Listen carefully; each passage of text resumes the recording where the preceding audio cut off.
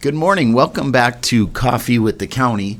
Today I'm excited to talk to Sarah Pratt, who is our Health and Human Services Director. Good morning, Sarah. Good morning, Mark.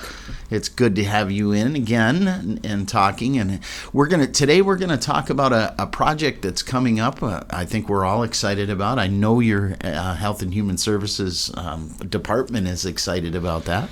But there is a remodel that's going to be going on with the HHS building, and there's a lot of information that we wanted the public to know on how that's all going to work and where the heck they're going to go to see their HHS friends when this all goes down. So let's just start with the remodel. What's the timing of the remodel as it stands right now? Yeah, so we're thinking construction will start sometime in September. We're not entirely sure how long the project will last, anywhere from 9 to 12 months, so it could be early spring, summer. With that remodel, though, that means all of our staff have to be moved out of that building during that time. Fun stuff. Yeah. You've been in the building for how long? Well, much longer than you've been here, I bet. But yeah, I honestly wouldn't be able to answer that question. It's funny, but I know that the staff have heard about, we're going to remodel for years and years and years and years and years. Yep. So they're very excited about this project actually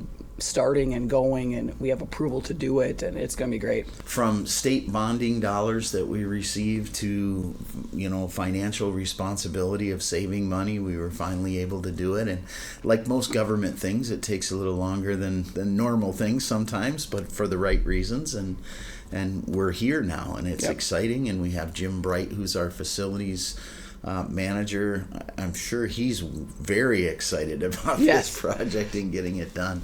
But the bottom line, what you just said, is that starting in September, probably early August, we'll be moving some of our staff. And there is what we like to term frontline staff. Is it frontline staff or customer-facing staff? They're going to be located in one area that's different from where it is now. Correct. Tell us about that a little bit. Yes, so those front-facing staff will be relocated to the Aiken VFW. As of September 1st, all our business will be coming out of the Aiken VFW. Okay. So that's a pretty cool deal. How did that all come about? Well, I think you know, Mark. No, we just continue to look at areas around the entire county that would benefit our clients, and it'd be a easy relocation, as well as trying to help out some community partners. And so the VFW is just great to work with, and they have the building that's not being used right now, so it worked out really well. Yeah, it worked out well, collaborating with local partners, and to see how that all went and to see how that all got going, because I know it was hugely important to Sarah and her team to make sure that the customer service did not take any bit of a dip or anything like that, and we made it and continued to make it easy for residents to be able to get a hold of HHS, to be able to get in and get their services. So I think it's really cool that part of the HHS moves into one building. And where's that building located, if you don't know? The VFW? Yeah, so the address of the VFW is 36558 410th Avenue in Aiken. So right down the street. Right. It's not far. Aiken's not all that past big, the fairgrounds. Yep. So it's the VFW building just past the fairgrounds. No, it's not in the bar area. It's in the back building area. They're doing a bunch of things over the next month or so to prepare that for customer visits and things like that, and it's a lot of work to get done. But we wanted to make sure all of the public starts to get to know that, so there's no questions. Over the next couple of weeks, I think you're going to see a bunch of communications out there, whether it be newspaper or on the radio or whatever it is, even here telling everyone, hey, remember September 1st we're moving over to that area. So when you say customer facing, what services do you feel like will be over in the VFW? So our front desk staff, where people come in and might not be attached to services yet, so our front desk staff will be there. Our financial services staff will be there. If clients need to make a payment or drop off paperwork, start services, talk with a financial worker, this is where they would go. Okay. Our intake worker, those types of workers will be over there. If they need to apply for WIC, they would need to call 218-927-7201. They would need to call that number. If they needed to ask about any other public health matter, they would just need to call our main number, 218-927-7200. So it's important to know our phone numbers haven't changed. That will remain the same. Our mailing address hasn't changed. That will remain the same. Our hours of operation haven't changed, 8 to 4:30. Someone will be available. We'll continue to have a secure drop box to drop off paperwork there, 7 days a week, 24 hours a day, just as we do now. Our fax numbers remain the same. So the main thing to know is we're just in a different spot. Yeah. So pretty much anyone that's been coming in for anything to HHS, to our regular building, or we'll call it our old building now, will just go to the VFW instead. Right. That's probably the easiest way for all of us listeners to understand that. Just if you're doing it now, go to a different building on September 1st and everything will be the same.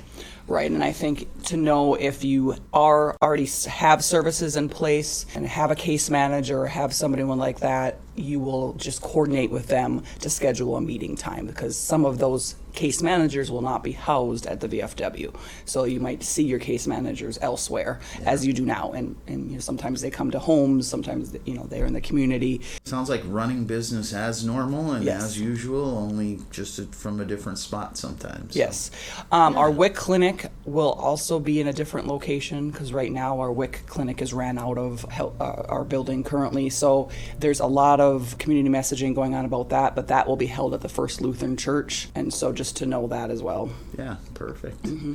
And we're a small community, we're a local community, and we'll continue to get the word out through all the different organizations that HHS deals with, through any kind of media services. Take a look at our websites. It's all on the website. And if you have any questions, don't hesitate to call, or just stop into the main government office too. The folks there are more than equipped and happy to help you direct traffic and get people to the right areas. Yeah. So currently we have flyers in our lobby, so people can grab them and have the address and everything handy and all the information that they need. Trying to get as much messaging out to our community partners and just trying to make sure people understand where they need to go, who they need to call, and what that looks like. So, and then when the project is over, we will send a message again. We're back in our building. Then we'll have a party, right? We're going to have some kind of hot dog party out there. I cannot wait to see what this is all going to look like. So, it's exciting, and especially exciting for the HHS employees that you can understand as a building ages, things get tougher and tougher to deal with, and to be able to have that remodel, I'm sure is a bright spot in their world right now. And you hit on an important piece of this. I think it's important to note that this is state bonding money. This is money that has been saved over the years. Yeah. This is not something that we are putting back on the taxpayers to pay for. This is all handled within our internal processes, especially when we're coming up on years where the community might be asking those questions. So just know that I think it's important to note that that's not going back on the community to pay for at this moment. Absolutely, good to know for sure. And if you do have any questions, don't hesitate to call Sarah. I know she'll give out her personal cell phone number here in a second. I'm just kidding. But call over at the office. She's always available. All of her staff, such great staff over there, caring staff. They're ready to help you answer any questions that you have. Any other information that we need to? I'm sure you'll want to come in again. I hope you'll want to come in again as we get closer and closer and talk about some more details. But again, this is one of the ways to be able to communicate to our listeners and to our citizens, and we're happy that you came in to do it. Yeah, I don't think I have much more to say. I appreciate the community support. We had a lot of people that reached out and said, hey, if we have a building that you might want to think about looking at, it might be a good building for Health and Human Services. And so thank you to everyone that did that. The VFW just ended up being a great location for our citizens, sure, as well as a great location to put our staff in. And really, they're a good community partners. But I wanted to thank everyone else that reached out and helped help and is willing to help us. And Yeah. so thank you. Awesome. Well, thank you for that.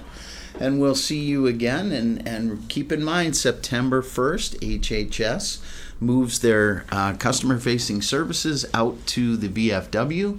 And we'll talk with you soon again. Thanks, Sarah. Thank you. You're listening to Coffee with the County.